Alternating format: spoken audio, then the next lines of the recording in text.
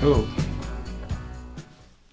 I just decided to make this video because I just heard about a mass shooting in Iowa at a state park.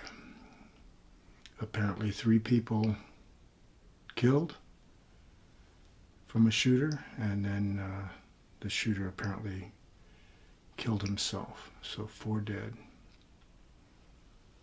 And I thought about doing a video similar to this, and then seeing that a few minutes ago, I said, okay, I'm doing it right now. You know, these shootings started, I can remember the first one I heard about. It was in Wichita, Kansas, where I grew up. And I can't remember the date, probably in the 60s. But we had a guy on top of a big building. I believe it was like a Holiday Inn building, and he was taking people out from the rooftop. And I thought, how weird is that? But since then, there's been so many, hundreds basically every year. Columbine, the Beltway shooters, if you remember them, the Las Vegas shooter,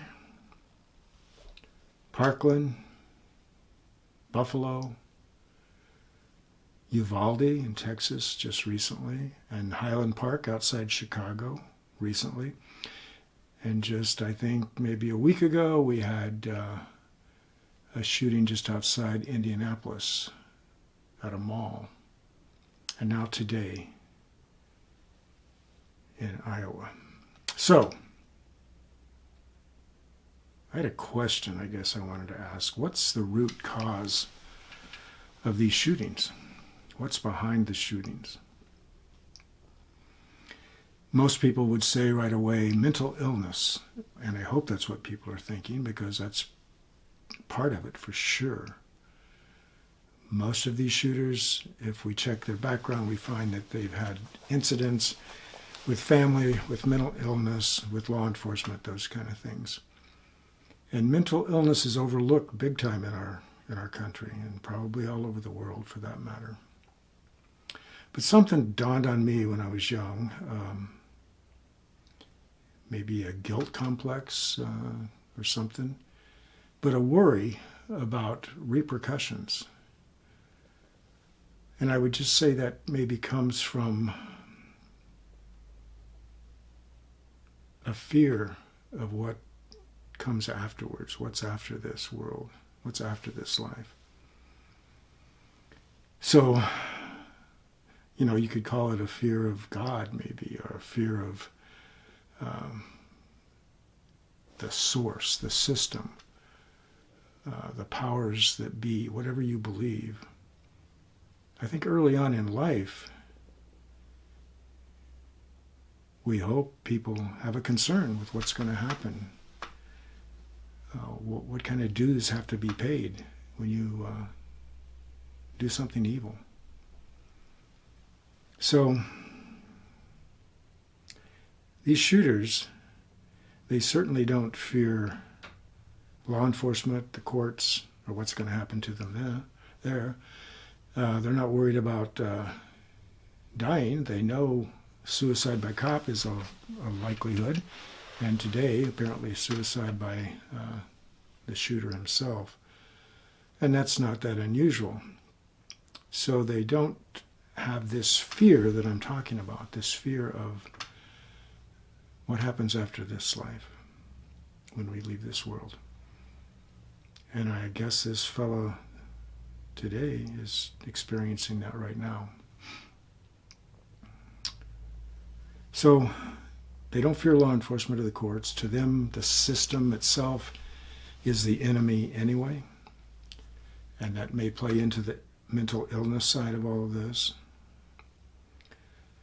But not only have I always tried to do the right thing and try not to harm people, and that comes from early learning, from things I was taught by my parents and by relatives and attending church, those type of things. But that carried on into my law enforcement career. And this concept was kind of confirmed to me a number of times doing interviews. I've done hundreds of interviews with everything from theft up through murder. And quite often,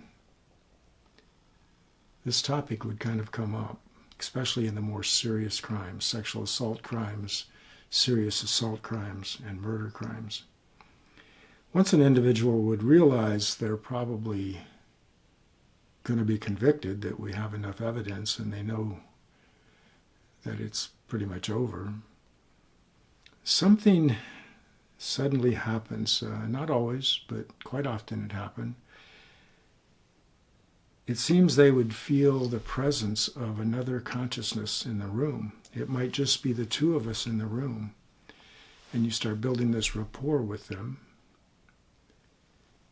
telling them some of what you have. You don't usually tell them everything. But you could tell by the facial expressions, their words, the body language, that they felt this guilt come over them, and they knew there was something bigger to face than what they had to deal with through me in the courts. And they would say, they might break down, start crying, praying, "Oh God, please forgive me," those type of things. And that would go on for a short time. And then they would start their defense mechanism, I guess. And it was, I didn't know what I was doing. I wasn't in my right mind. I was under the influence of alcohol or drugs. I was lost. I don't even remember what happened, and those kind of things. Anyway, my point is, at the time they committed the crime, whatever it was, how come they didn't have that understanding of the repercussions of what was coming? I mean, this is a universal situation. This isn't something that's just my belief. This is a universal deal. Whether you want to call it karma or whatever title you want to put on it, there's dues that have to be paid when you create an evil act. I think karma probably describes it the best. Anyway, whether it's theft, assault, sexual assault, murder, you name it, many times people come back to this relationship with the power, God, whatever it might be. And it's probably a good time to make that life choice. I personally think this is a parent's responsibility to instill these facts into their children.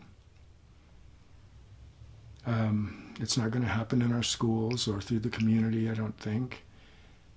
It's the parent's job, a duty, if I might present that. I think it's your duty as a parent to make sure your child understands there's repercussions, especially for evil deeds.